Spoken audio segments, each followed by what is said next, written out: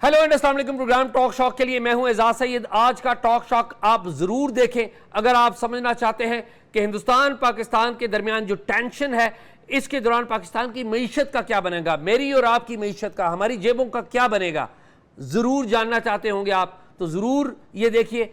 ये भी अगर आप जानना चाहते हैं कि हम अमीर कैसे हो सकते हैं, हम तरक्की कैसे कर सकते हैं, बैसियत फर्द यानी कि मैं और आप, और बैसियत मुल्क, इसके लिए हमने दावत दी है डॉक्टर नदीमुल हक को। बड़े ही टैलेंटेड, बड़े ही सीनियर आदमी है। मैं खुद इकॉनमी सीखूंगा, मुझे इकॉनमी का कुछ पता नहीं है।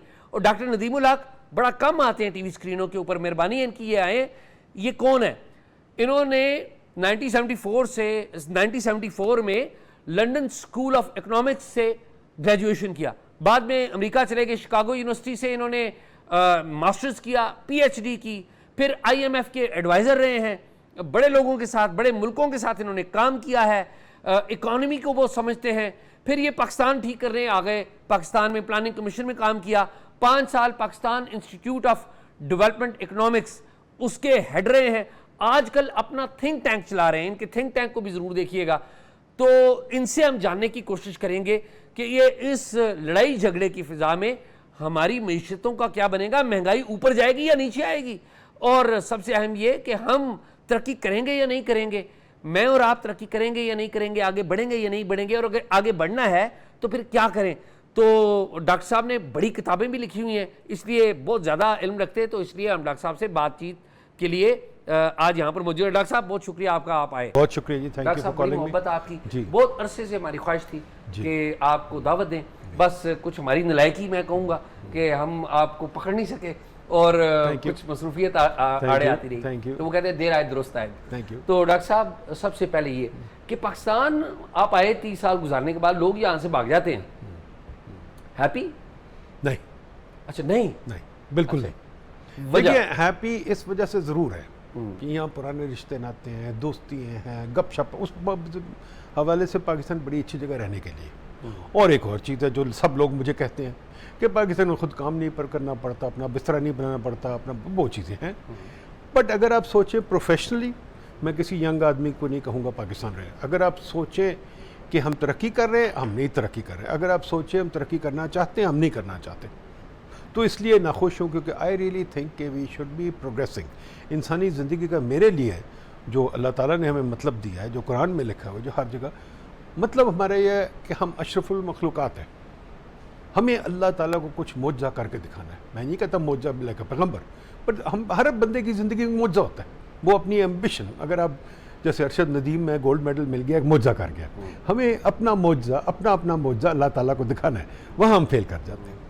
तो ये जो आप कह रहे हैं कि हमारी जो नौजवान नस्ल है वो यहाँ ना रहे, बिल्कुल नहीं। मैं तो टी-शर्ट छपाई है, उसका लिखा हुआ है no country for young people, no country for young people.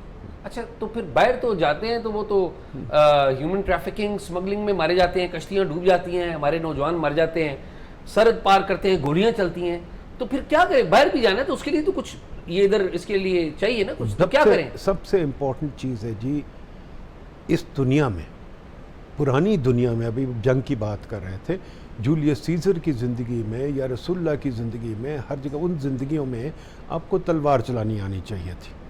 आजकल की ज़िंदगी में ये तलवार है, आपको ब्रेन, आपको कुछ काम करना पड़ता है, कुछ आना चाहिए। तो अगर आप तरक्की करना चाहते हैं कुछ सीख के, तो फिर बाहर ज़रूर जाए, वहाँ आपको तरक्की मिलेगी। कुछ सीख के, सीखे बगैर तो हर जगह आप कुछ नहीं कर सकते। अब जो जाते हैं लोग, फॉर एग्जांपल मैं आपको एग्जांपल देता हूँ, सिलिकॉन वैली में हमारे बड़े बड़े अच्छे लोग बैठे हुए, ठीक, हमारे लोग फार्मास्यूटिकल कंपनीज चला रहे हैं, हमारे लोग माशाल्लाह सारे बैंक्स में, सिटी बैंक में शौकत अजीज़ आपको याद है, बड़े अच्छे अच्छे बैंकर्स हमने प्रोड्यूस किए, बड़े अच्छे अच्छे लोग प्रोड्यूस किए, सारे इन्वेस्टमेंट बैंकिंग पोजीशन में पाकिस्तानी बैठे हुए हैं। तो यस, अगर आप पढ़ लिख के बाहर जाए बहुत तरक्की है। यहाँ आप रहेंगे तो क्या करेंगे? ग्रेड 17-18 में बैठ जाएंगे तो उसका क्या फ़ायदा? ज़्यादा सरकारी मुलाजमत, फिर सरकारी मुलाजिम में कह रहा हूँ, अल्लाह ताला कह रहा है भाई ज़िंदगी में अपनी मौजज़ा दिखाओ। फिर अब मौजज़ा तो नहीं दिखा रहा। अगर मौजज़ा दिखाया ग्रेड 17-18 तो मेरा तो ख्याल अल्लाह ताला बड़ा आपसे मायूस हो जाएगा। अच्छा डॉक्टर साहब, ये फरमाएं मुझे कि आप नौजवानों को कह रहे हैं बाहर चले जाएं और ज़्यादा स्किल लेके बाहर जाएं, लेकिन जो लोग बाहर नहीं जा सकते क्या करें? ये मुल्क है ना हमारा, अब मैं इस एज में तो मैं कभी भी नहीं चाहूँगा कि मैं बाहर जाऊँ। इतना इन्वेस्टमेंट, टाइम की इन्वेस्टमेंट, एज की इन्वेस्टमेंट है। क्या करें जो जिन्होंने यहाँ पे रह के तरक्की करनी है? हमारे हुक्मरानों से पूछें कि हमें अपॉर्चुनिटी नहीं कहते, अपॉर्चुनिटी की उर्दू में क्या ट्रांसलेशन होगी? मौका। मौका। हमें मौका क्यों नहीं देते? फॉर एग्जाम्पल, मैंने बड़ी मुश्किलों से कोशिश करके 3 साल मेहनत करके G11 में खोखे लगवाए थे। ठीक, यही मैंने शहबाज शरीफ साहब से लाहौर में बात की थी 2011-12-13 में कि भाई खोखे लगाने दो। मैं 20-30 साल से लिख रहा हूँ लोगों को खोखे लगाने दो। आप मुझे बताइए आज़ाद साहब, माशाल्लाह आप पूरी दुनिया फिरे हुए, मलेशिया जाएं खोखे, थाईलैंड जाएं खोखे, न्यूयॉर्क जाएं खोखे, ठीक है, लंदन जाएं खोखे, यहाँ यूरोप में खोखे आम है। यहाँ खोखे क्यों नहीं लग सकते? एक गरीब का बच्चा, मेरे पास कई बच्चे आते थे, मैं पढ़ना चाहता हूँ, मैं क्यों पढ़ते हो भाई, जाओ खोखा लगाओ। अब खोखा कहाँ लगाएं आप? आपको लगाने नहीं देते। यहाँ कारोबार करने दे, जो बंदा ज़रा कारोबार करता है आप उसको तंग करना शुरू करते हैं, कभी डॉक्यूमेंटेशन तो कभी ये तो कभी वो यार लोगों को फलन तो दो, हम फलन नहीं देते। सर, मलिक रियाज को फलन दिया ना हमने। मलिक रियाज बड़ा अच्छा आदमी था, मैं तो उसके फेवर में हूँ। मैं कहता हूँ हम लोगों को सिर्फ मलिक रियाज से एक ही जेलसी है, उसने काम करके दिखाया। ठीक बात। हम उसको गालियाँ देते हैं और भाई वो क्या दूसरों से ज़्यादा करप्ट है। करप्शन इस शहर में लिखी हुई है, इस मुल्क में लिखी हुई है। आप बताएं मेरा कोई काम होता है बगैर पैसे दिए? मलिक रियाज ठीक कहता है, फाइल पैला ने पैदे ने। अब आप उसको क्यों गालियाँ दे रहे? यहाँ मैंने आईडी कार्ड बनाना था, गाड़ी की रजिस्ट्रेशन करवानी थी, उसके लिए पैसे के बगैर काम नहीं होता। तो प्लीज थोड़ा सा तो हम करें। यू स्टिल थिंक कि जाहिर है जो लोग यहाँ पर हैं, आप, मैं मुझे याद है जब आपसे मेरी मुलाकात हुई थी कुछ अर्सा पहले, तो आपने बड़ी खूबसूरत बात, अटी लाओ, दुकान लाओ तुसी। बिल्कुल, ठीक है, आप लोगों को मशवरा दे रहे थे, नौजवानों। बिल्कुल। यू थिंक सो कि अभी भी दुकान खोले, कारोबार छोटा मोटा चलेगा? यार मेरी बात सुने, मुझे बताइए स्टीव जॉब्स ने क्या किया था? उसने, बिल गेट्स ने क्या किया? दुकान लगाई थी ना, गराज से शुरू किया था कंप्यूटर बनाने, कहाँ पहुंच गए? आप मुझे बताइए नाइकी ने क्या किया था? नाइकी का जो ओनर था वो ट्रक पे जूते रख के यूनिवर्सिटी में जाके बेचता था। आपके सामने है सारी स्टोरी दुनिया की। वो सिल्वर स्पून के साथ सिर्फ पाकिस्तान में पैदा होते हैं, वहां तो लोग मेहनत करते हैं। आप मुझे बताइए, even a simple thing like, अब मुझे बताएं चाय खाने की आप बात करें, हम चाय खाने में बनाते हैं ना? जी जी बिल्कुल। दुनिया का सबसे बड़ा चाय खाना कौन सा है? स्टारबक्स। उसकी वैल्यू, हमने अब तो गाजा में उसको बेचारे को थोड़ा अच्छा किया, उसको मारा है, बट गाजा से पहले, क्योंकि गाजा में ये हो गया है कि हमारे लोग काफ़ी सारे उससे नाराज़ हो गए, अमेरिकन भी नाराज़ हो गए, अब स्टारबक्स जाना लोगों ने छोड़ दिया। पर गाजा से पहले स्टारबक्स की वैल्यू $110 बिलियन थी। आपकी सबसे बड़ी कंपनी, पाकिस्तान की इकॉनमी से भी ज़्यादा। बिल्कुल। आपकी सबसे बड़ी कंपनी जो है OGDC, जो हुकूमत की कंपनी है, उसकी वैल्यू $3 बिलियन है, वो $110 बिलियन।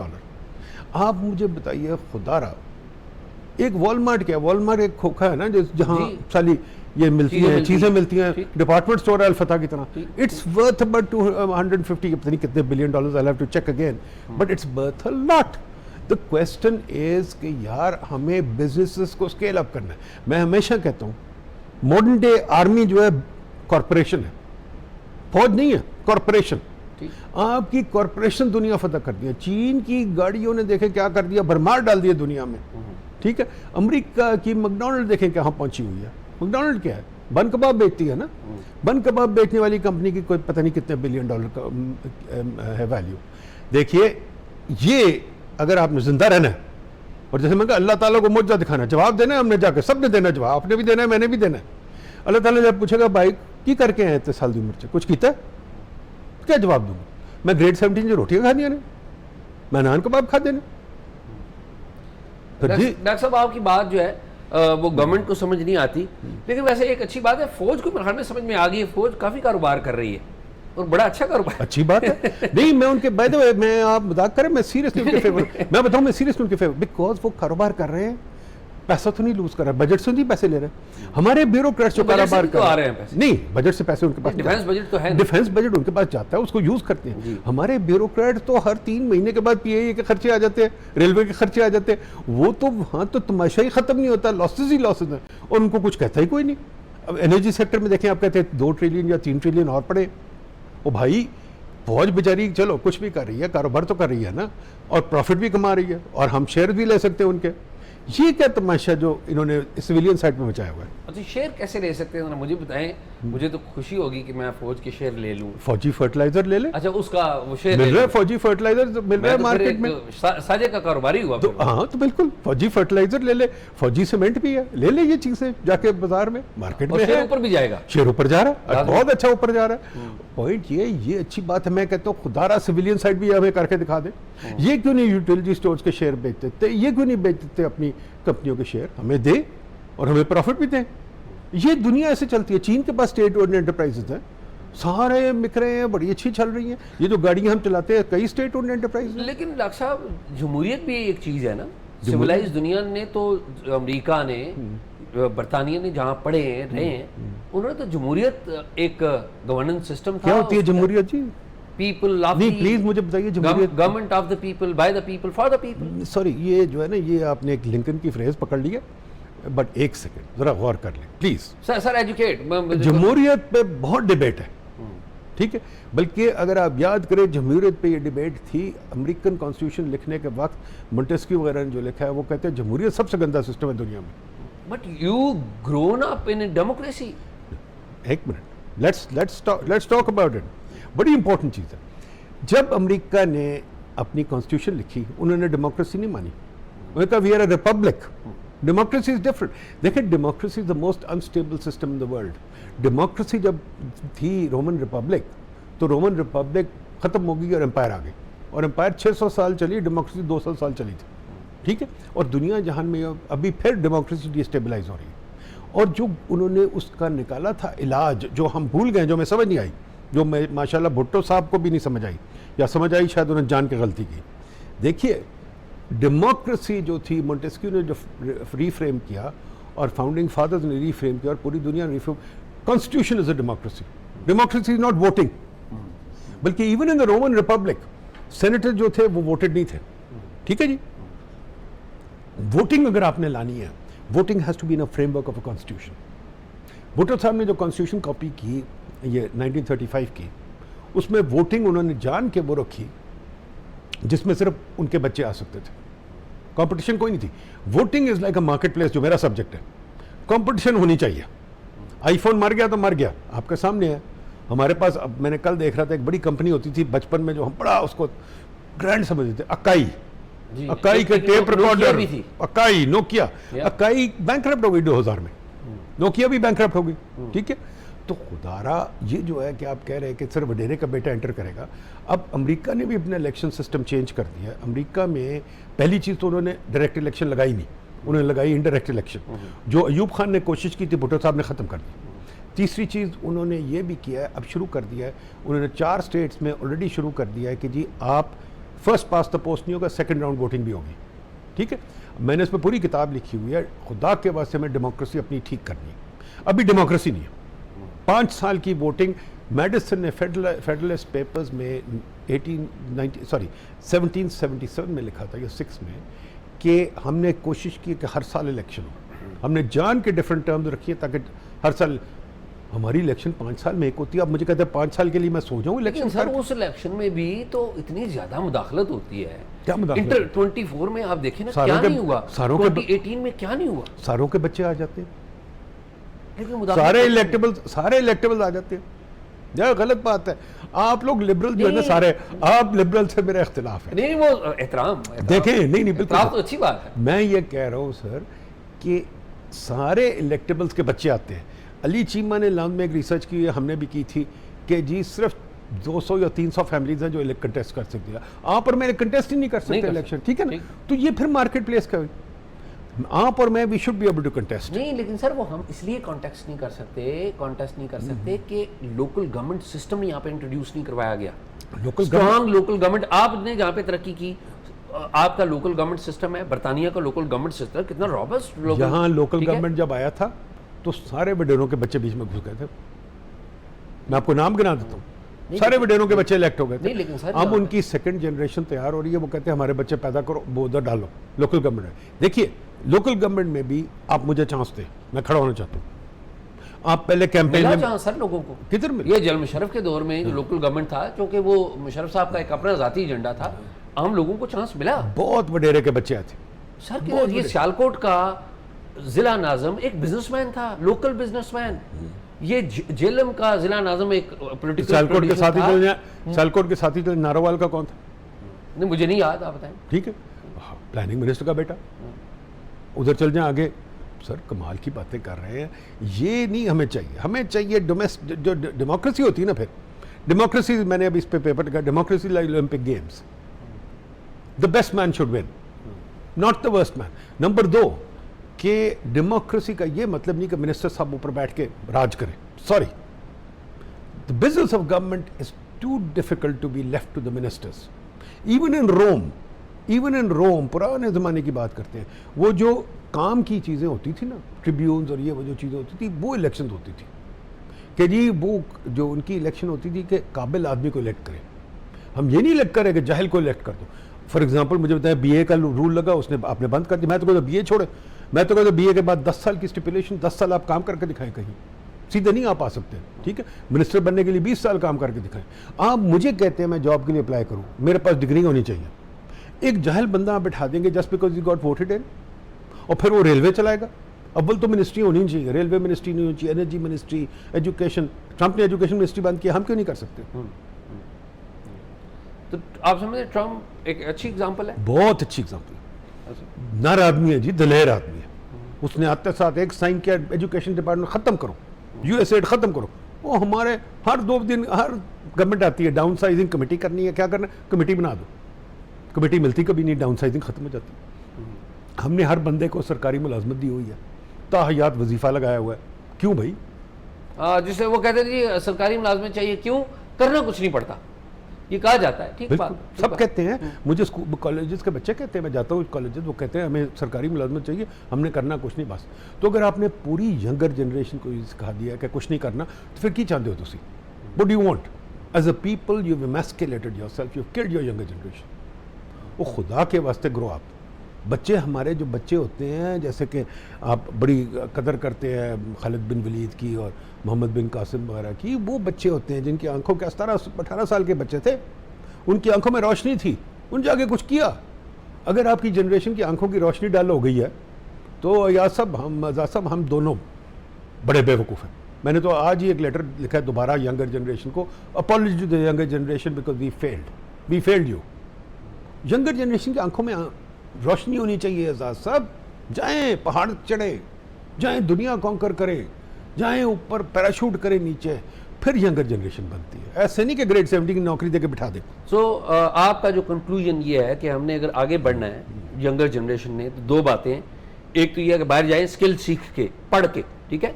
दूसरा ये है कि अगर वहाँ नहीं जाते तो यहाँ पर कारोबार करें, चाहे छोटी सी दुकान ही खोलें। उन्हीं जी कारोबार करने तो देना पहले उन्हें, छोटी सी दुकान खोले और चीज़ें। फॉर एग्जाम्पल देखें ना आप, ये मेरी जनरेशन में ये नहीं हो सकता था, अब शुरू हो गया, थैंक गॉड, कि ये जो कंप्यूटर पे काम करते हैं स्टार्टअप्स, बड़ी अच्छी बात है। नंबर 2 ये भी शुरू हो गया जो ये हिल क्लाइंबिंग वगैरह करते हैं, एडवेंचर, ठीक, ये भी बड़ी अच्छी चीज़ है। टूरिज्म। वो यार लोगों को काम करने दे, लोगों को मेहनत करने दे। जैसे कि फॉर एग्जांपल एक चीज़ है, अब एक बच्चा मैं मिला, वो मोटरसाइकिल पे गोरों को ऊपर ले जाता है पहाड़ों पे, बड़ी अच्छी बात है, ठीक है।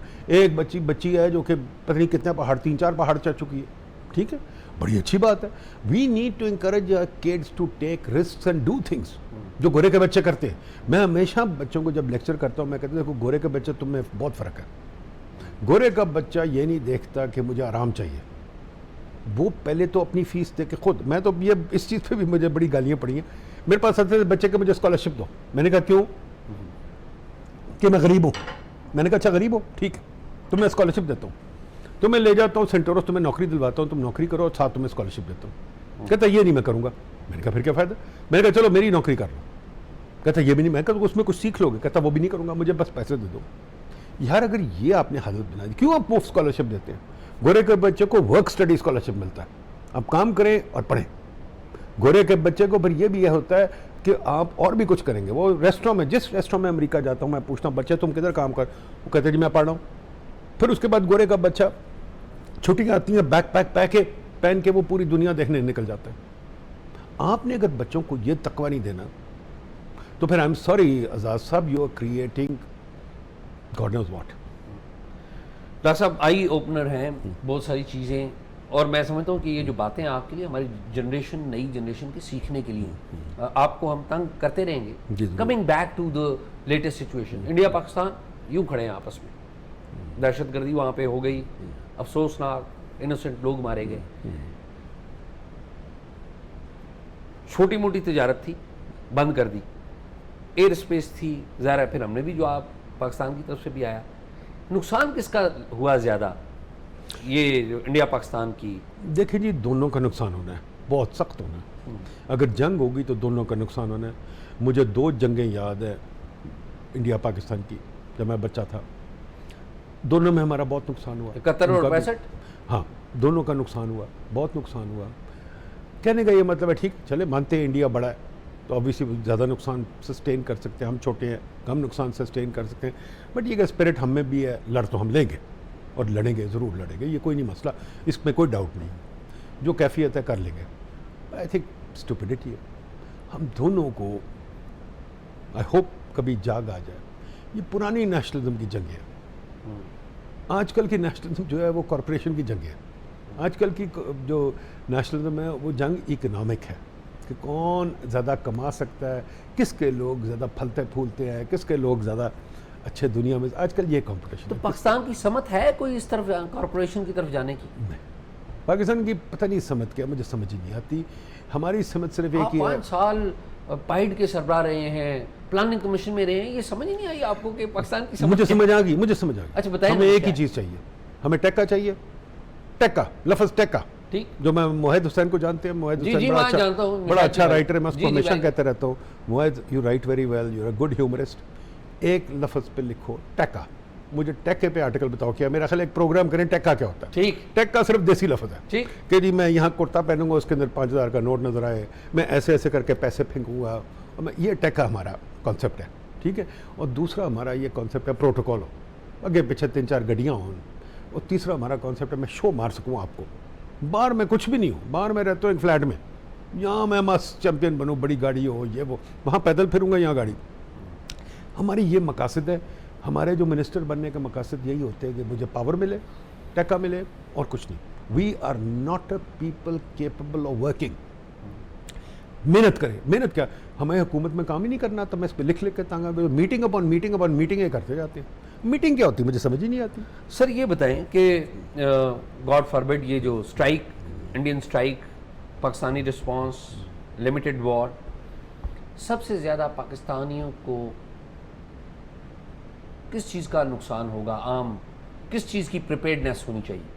देखिए जी, अगर तो एक आधी स्ट्राइक होती है, जैसे पिछली बारी हुई थी, वो क्या जगह थी यहाँ जो पास हुई थी हमारे, जब वो बंदा भी, इंडियन बंदा भी पकड़ा गया था कश्मीर में, बालाकोट। हाँ, अगर वैसी होती है तो चले ठीक है, ख़त्म हो जाएगी बात। आई होप दोनों में अकल हो, बट लार्जर इशू है कि हमें अपने इश्यूज अब सेटल कर लेनी चाहिए। इंडिया में भी एक बहुत गलत बात है, इंडिया में जिंगोइज्म बहुत है। मेरे कई इंडियन दोस्त हैं, मीडिया में भी है, मैं उनसे आज ही बहस कर रहा था, यार तुम्हें क्या है इतना स्ट्रॉन्ग रिएक्शन, कोई ज़रूरत है? वो एक जिंगोइज्म भी बहुत है।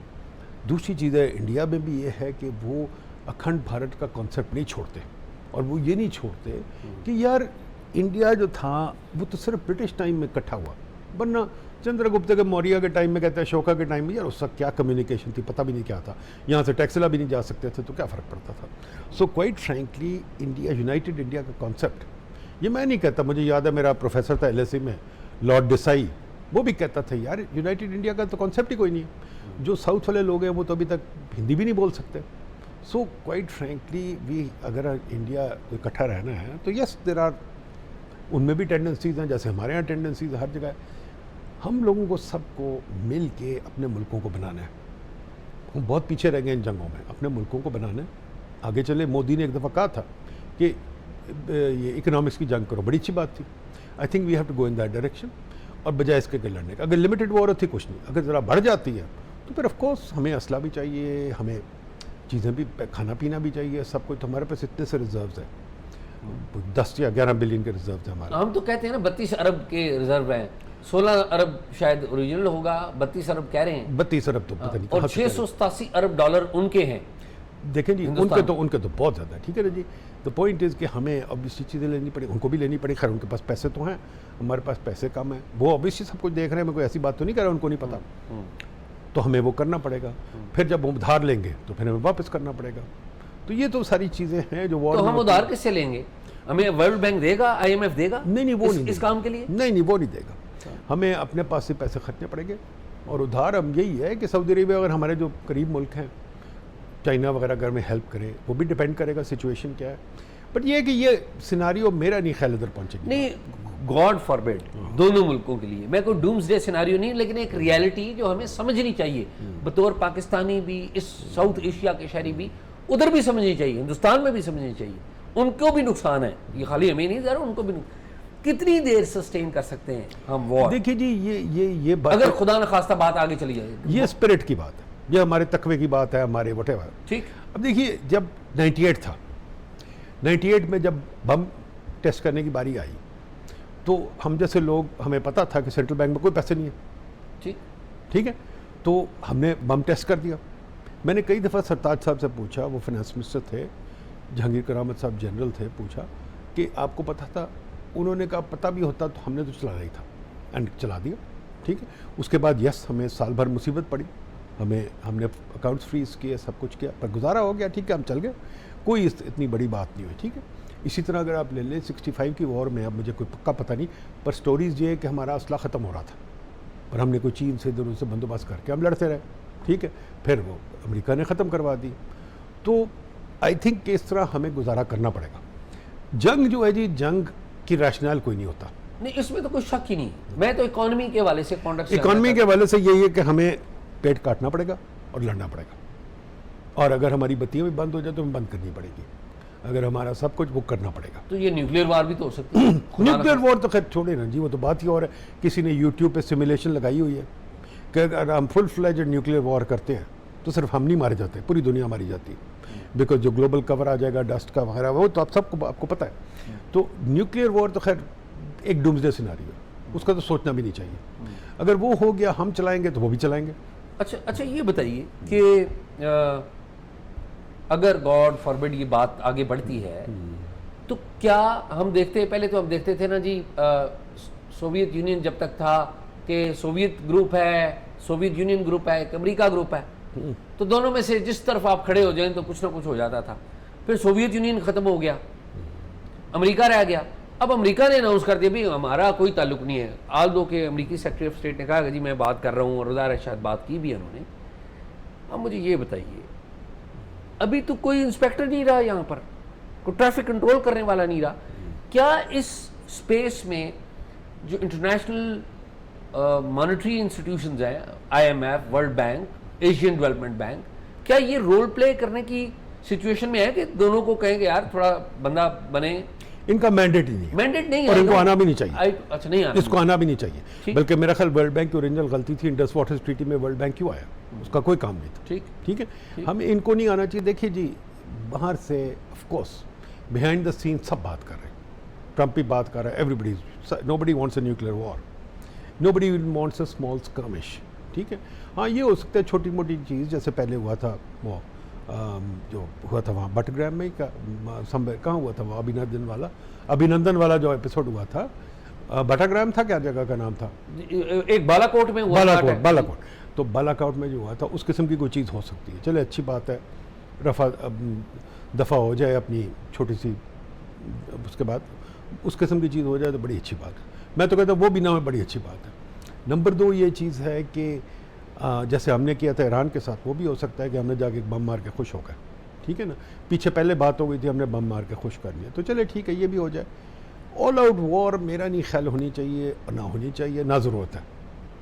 क्योंकि अव्वल तो सबसे इंपॉर्टेंट चीज़ है जो हम सब कहते हैं, इंडिया वाले भी कहते हैं कि भाई प्रूफ तो कोई है नहीं, पहले प्रूफ तो दिखाओ ना, अपना ग्लोबली केस तो बिल्ड करो, प्रूफ क्या है, ठीक है जी। अच्छा, अगर प्रूफ कोई नहीं और फिर आप जंग करना चाहते हैं तो वो भी बता दें। फिर जंग में किसी को फ़ायदा क्या होगा? आप भी क्या कर लेंगे जंग करके, हम भी क्या कर लेंगे? तो मेरा ख्याल जंग इज़ द लास्ट रिजॉर्ट, और दोनों साइड पे अब सैनिटी आ रही है थोड़ी सी, मेरा नहीं ख्याल इतनी बात होगी। पर हमें लार्जर क्वेश्चन इज़ कि हम अपनी इकॉनमी क्यों नहीं स्ट्रॉन्ग करते? ये 77-78 ईयर्स हो गए, 78 ईयर्स में हमने क्या जख मारी है? पहले हमें ये देखना चाहिए 25th IMF program we are the, हमने ज़िंदगी में कभी IMF से निजात ही नहीं पाई और पानी भी नहीं, ठीक है। वो खुदा के वास्ते हमने अपना काम कब ठीक करना है, ये असली बात है। असली बात ये हमारे रिजर्व सब को 11-12 है, आप 36 कहते हैं, मुझे तो समझ आती कहाँ से नहीं, मैं तो ये गवर्नमेंट के क्लेम है, गवर्नमेंट का क्लेम भी नहीं है। स्टेट बैंक की वेबसाइट पे जाके देखें 11-12, ठीक है। अच्छा वो 11-12 और आपने अभी लोगों को इस फंड प्रोग्राम में इस साल को 20 बिलियन वापस करना है, ठीक है। तो आपका तो डे टू डे हिसाब चलता है, इधर से पैसे लेके उधर वापस करते हैं, इधर से पैसे लेके उधर वापस करते हैं, कोई सऊदी अरब से करते हैं, अगले साल लेना को उसको कहते हैं। यार ये कब काम ख़त्म होगा यार, कब हम ठीक अपने आप का रहना सहना सीखेंगे? मेरा तो ख्याल है ये सबसे इम्पोर्टेंट चीज़ ये है। और मैं एक और चीज़ कहूँगा आपको सब आपके थ्रू, कसूर मीडिया का भी बहुत है, बिल्कुल है। आप लोग इकोनॉमिक्स तो डिस्कस ही नहीं करते, और मुझे बार बार आप कहते हैं कि इकोनॉमिक्स हम प्रोग्राम करते तो रेटिंग नहीं आती। तो अगर मैं आपकी बात मान जाऊँ रेटिंग नहीं आती, इसका मतलब सर मैंने आपको बुलाया ना। नहीं इसका मतलब नहीं, आपकी बात और है। मैं कह रहा हूँ मुझे बार बार कहा जाता है रेटिंग नहीं आती। अगर रेटिंग नहीं आती इसका मतलब हमारे लोग इकोनॉमिक्स में इंटरेस्टेड नहीं है। मैं यही बार बार कहता हूँ हम रजे हुए लोग हैं, हमें कोई शौक नहीं आगे बढ़ने का। तो अगर हम यही हैं तो फिर मार खाते रहे चुप करके। अगर आपको शौक ही नहीं आगे बढ़ने का, आपको रेटिंग ही नहीं मिलती, लोग टीवी के प्रोग्राम देखना चाहते, वही देखना चाहते हैं जहाँ 3 पॉलिटिशियन आगे रोज लड़े। वो यार मैं तो देखना ही बंद कर दिया टीवी, वो 3 पॉलिटिशियन क्यों लड़े? कभी कोई आ गया, कभी मैं तीनों के नाम भी अब रटे गए हैं। तो यार ये कब मॉडल खत्म होगा, कब नए मॉडल में जाएंगे? इसमें मैं डॉक्टर साहब इत्तेफाक करता हूँ, हमारी जो मीडिया एलीट मैं कहूँगा उसने ये इंट्रोड्यूस करवाया सियासतदानों को लड़ाना, और जो असल प्लेयर हैं हमारी स्टैब्लिशमेंट इसमें बहुत बड़ी प्लेयर है, कभी भी वो सामने नजर नहीं आएंगे। नहीं पर मुझे एक और बात है, इकोनॉमी इशू नहीं सामने आएगा, उनको भी लड़ा ले। इवन डेमोक्रेसी, क्या इशू आपका डेमोक्रेसी का? ये इशू किसको पावर मिलेगी? कभी आपने डेमोक्रेसी, मैंने इस पर किताब पूरी लिखी हुई। आप डेमोक्रेसी मुझे बताएं हमारी है क्या? आप मुझे बताएं जो एक MNA इलेक्ट होता है, मेरे से वोट मांगता है, मिनिस्टर बनने की वोट मांगता है या MNA की वोट मांगता है? तो मेरे से झूठ बोलता है ना, कहता है मैं मिनिस्टर बनना चाहता हूं, मुझे नहीं बताता, मुझे कहता है मैं MNA बनना चाहता हूं, ठीक है। मिनिस्टर बन के बैठ जाता है, मिनिस्टर बनता है तो फिर भूल जाता है सब कुछ। भाई क्यों? अच्छा मिनिस्टर बनता है, कितनी मिनिस्ट्री हमारे पास? 18th अमेंडमेंट के पास आपका 10 मिनिस्ट्री होनी चाहिए, 50 है आपके पास मिनिस्ट्री। क्यों है? क्योंकि सेक्रेटरी लगाना है और मिनिस्टर लगाना है, ठीक है। What is the minister for education doing? क्या जरूरत है? अगर अमेरिका में नहीं जरूरत, हमें क्या जरूरत है? मिनिस्टर ऑफ एनर्जी क्या करता है? उसने बिजली बैठ के चलानी है, बिजली तो यार टेक्नोक्रेट चलानी है। टेक्नोक्रेट है कोई नहीं आपके पास वहाँ, आप जनाब सारे ब्यूरोक्रेट्स लगाए हुए हैं। तो आप क्या निज़ाम चाहते हैं? रेलवे में ब्यूरोक्रेट्स लगाए हुए हैं। यार निज़ाम कोई तो चलने दें, और निज़ाम चलते हैं टेक्नोक्रेट से, नॉट टेक्नोक्रेट। इस मुल्क में गाली बन गई। आप ये नहीं चाहते, आप चाहते हैं आपको सब कुछ मिले। हाँ जब डॉक्टर चाहिए होता है तो अमेरिका भागते, वलायत भागते हैं इलाज कराने के लिए, उस वक्त नहीं आप अपने हकीम के पास जाते। तो यहाँ खुदा के वास्ते ये चीज़ें, लेकिन बात ब्यूरोक्रेट भी तो बड़े टैलेंटेड होते हैं।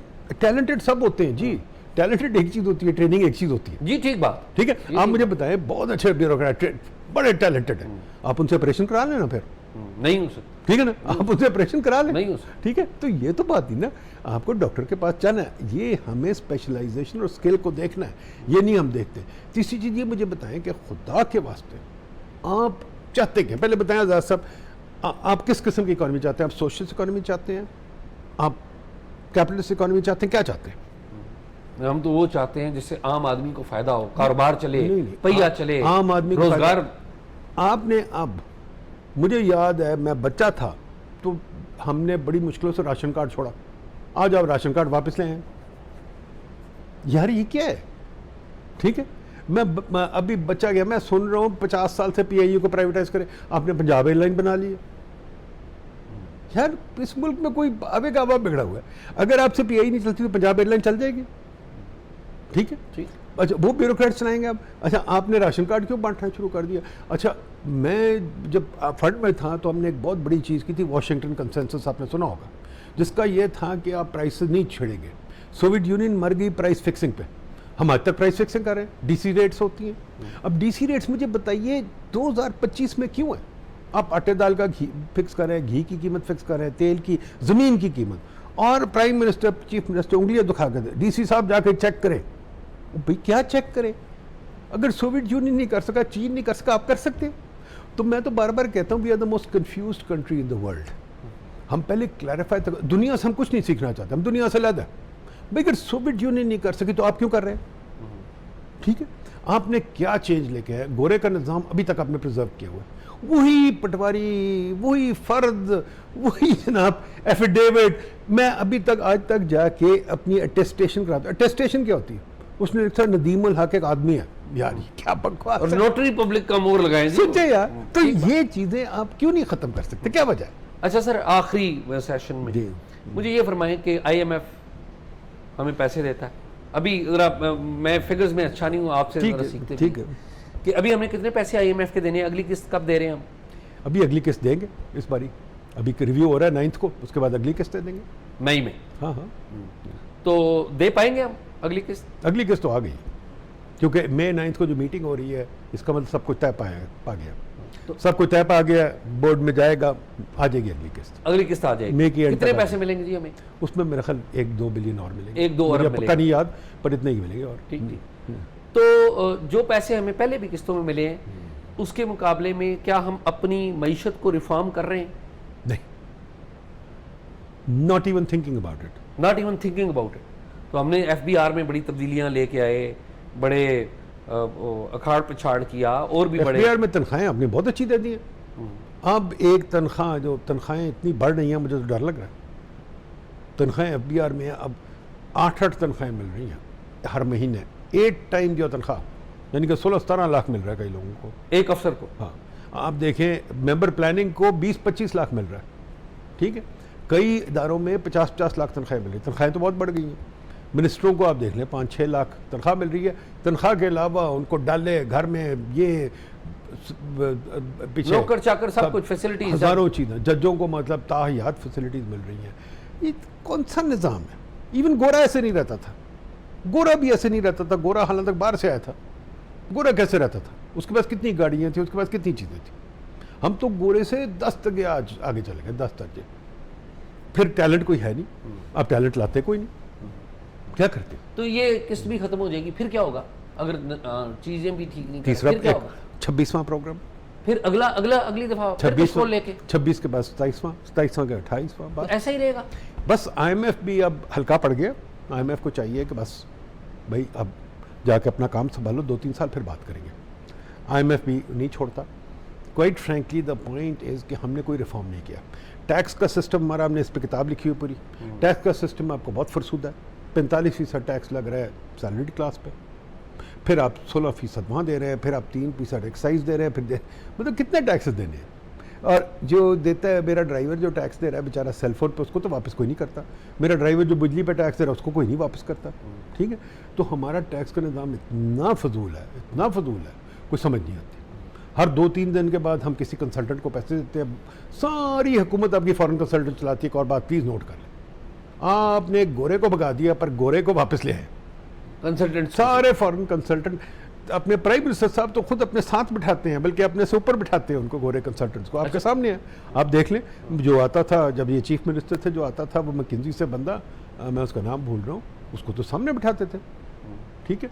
अभी भी स्टेफन डर्कन आ रहा है अगले हफ्ते, ठीक है। मैकिन्जीज यहाँ बैठा हुआ, मैकिन्जीज ने कितना कारोबार यहाँ किया। मैकिन्जीज पे किताबें मैं आपको दे देता हूँ, वो कह रहे हैं कि यार ये क्या काम नहीं अच्छा करते, पर हमने तो यहाँ उनको सिर पे बिठाया हुआ है। मैकिन्जीज का बंदा प्राइम मिनिस्टर का मेजर एडवाइज़र है इस वक्त। तो हमारा तो निज़ाम ही मुझे समझ नहीं आती। क्या को समझ तो आए बात बने। 260 यूनिवर्सिटी आपने बना दी है, उनसे कुछ नहीं पूछते। वर्ल्ड बैंक, ADB साहब आपका काम करते हैं। जितनी हमने इनको ढील दी हुई है, मैं श्रीलंका में रहता था एज एन IMF एडवाइज़र, वहाँ का प्राइम मिनिस्टर सेक्रेटरी इनको हिलने नहीं देता था, यहाँ तो वो खुदा है। तो मेरा मतलब हमें तो कुछ समझ ही नहीं आती, हम करते क्या। अगर कोई समझ आए तो मैं आपसे बात करूँ। आखिरी बात सर, आम आदमी की दिलचस्पी की बात, मेरी और आपकी बात नहीं। टेंशन के माहौल में फौजें मूव की हैं, ज़ाहिर है, और बाकी असला बारूद भी मूव किया है, तो महंगाई आएगी, असर पड़ेगा आम आदमी। अगर तो कोई, ऑफ कोर्स देखिए ना, जब झड़पें भी तो हुई है ना, लाइन ऑफ कंट्रोल पे भी झड़पें वो हुई ठीक है, नहीं वो चलता रहेगा, ठीक है। अगर तो वो जंग का खर्चा बढ़ता है तो वो ऑब्वियसली हमें देना है, और ऑब्वियसली वो फिर निकलेगा हमारे खजाने से, और तो कोई तरीका नहीं। और हमारी जेबों से निकलेगा। वो तो बाद में हमारी जेबों, पहले तो खजाने से आएगा, फिर बाद में खजाने को हमारी जेबों में हाथ डालना पड़ेगा, क्योंकि खजाने के पास पैसे नहीं होते, हमारी जेबों से हाथ डाल के निकाल, तो उससे ज़रूर असर पड़ेगा। बट अभी इमीडिएटली मेरा नहीं ख्याल को इतना असर पड़ेगा। अभी अगर बात बढ़ेगी तो फिर ऑफकोर्स असर पड़ेगा, फिर बहुत पड़ेगा। सर बहुत शुक्रिया, Thank you आपको आइंदा भी तंग करते रहेंगे। बहुत नाज़रीन, शुक्रिया प्रोग्राम आपने देखा, डॉक्टर साहब से बहुत सारी चीज़ें मैंने भी सीखी हैं, उम्मीद है आपने भी सीखी होंगी। डॉक्टर साहब को मैं प्रॉमिस करता हूँ आपसे कि डॉक्टर साहब को हम बुलाते रहेंगे, सीखते रहेंगे, इनसे जानते रहेंगे और पूछते रहेंगे। बहुत शुक्रिया।